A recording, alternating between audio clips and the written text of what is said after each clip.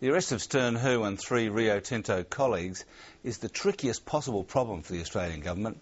The Chinese government is saying nothing, but unofficial sources accuse not only those 4 of bribery and espionage, but the whole company as well. Rio's now come out and said the allegations are wholly without foundation, but the Rudd government is treading carefully. The Prime Minister has been gingerly turning up the dial on diplomatic rhetoric, but in a week when China's economy was reported to have grown 7.9%, he's trying to keep Australia's economic relationship quite separate. And Rio and BHP, meanwhile, have also been saying it's business as usual. Oh yeah, sure. Kathy Swan reports.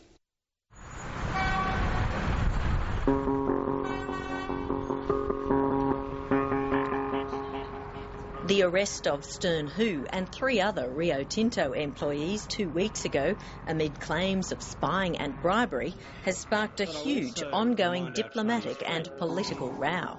But so far, business is as usual. In fact, better than usual, with iron ore trade picking up speed as China's negotiations over the benchmark price drag on.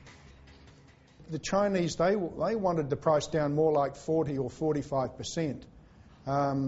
And the longer they wait, they may find themselves short of iron ore or having to buy on the spot market that's increasing quite rapidly. If you look at the spot prices now, the iron ore price has actually gone up 15 to 20% in the last few months. So the Chinese themselves have shot themselves in the foot, I think. Tony Sage, Executive Chairman of iron ore explorer and developer Cape Lambert, says China's own stimulus package is accelerating the drive for more raw materials. The Chinese really do need to increase their resource intake from Australia. So overall, I don't think it's going to have a major impact. I think it's going to be a storm in a teacup for now.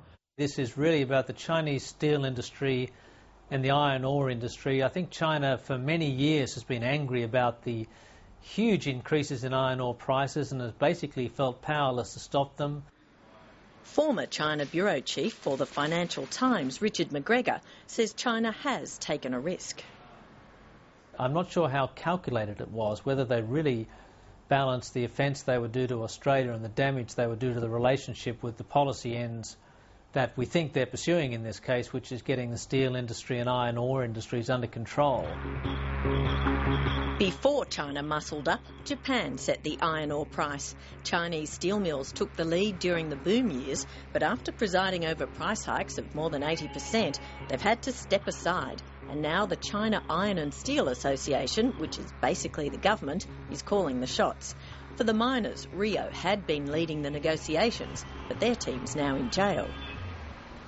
There's no clarity about what they've done, and I suspect there won't be for quite a while. I've got to say, there seems to be a lot of confusion, whereas the Japanese are very focused on commercial terms and supply and demand. You can't help but feel that the Chinese kind of view these negotiations as a lot more of a political outcome, and to date that's been working against them.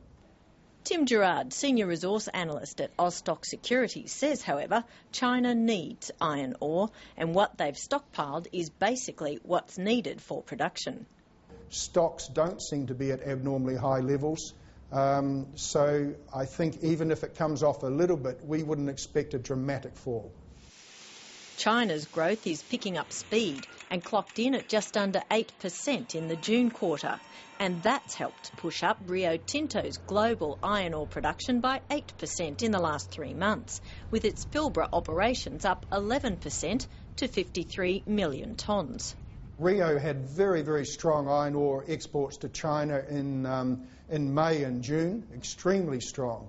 And this problem has really only arisen, at least publicly, since the 4th of July. So, no, I think if there's going to be any problem in the short term, it's probably still to hit us. In recent weeks, we've seen quite considerable congestion in the Chinese discharge ports for iron ore. So there's been a number of ships waiting off China, anything up to about 50, waiting to discharge their cargoes. Global shipping trade in bulk metals like iron ore and coal is monitored daily, and London-based shipping industry group Baltic Exchange Chief Executive Jeremy Penn says over the past few months it's been all about Chinese demand.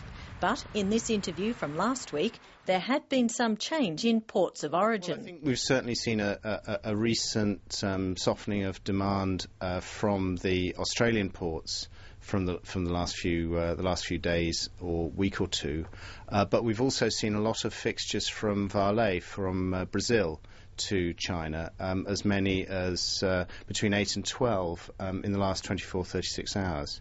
So there's been continuing demand there for freight of iron ore.